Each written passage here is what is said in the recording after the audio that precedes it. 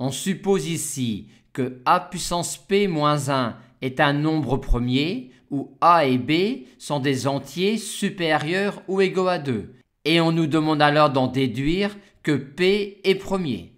Vu la définition d'un nombre premier, pour montrer que p est premier, on a deux possibilités. Soit on montre que ses seuls diviseurs positifs sont 1 et lui-même, soit supposer qu'il n'est pas premier, à savoir qu'il est un entier composé, c'est-à-dire entre guillemets qu'il est cassable, et aboutir alors à une absurdité.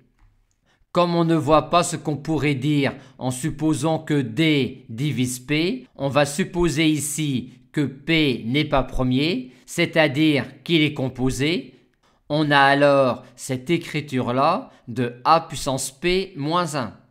Et vu la factorisation de B puissance N moins 1, on en déduit alors que A puissance R moins 1 diviserait cet entier-là.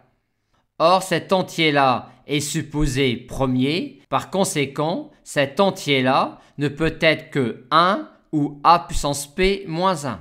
Si cet entier-là est A puissance P moins 1, on a alors R égale P, ce qui est impossible, car alors on aurait S égale 1, ce qui n'est pas le cas. Maintenant, si cet entier-là vaut 1, on a A puissance R qui vaut 2.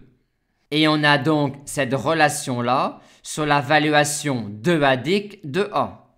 Ce qui implique que R est égal à 1, ce qui est également impossible. On a donc montré qu'avec cette hypothèse-là, on arrive à un résultat qui nous conduit à une absurdité. On en conclut donc que P ne peut pas être un entier composé et que donc P est un nombre premier.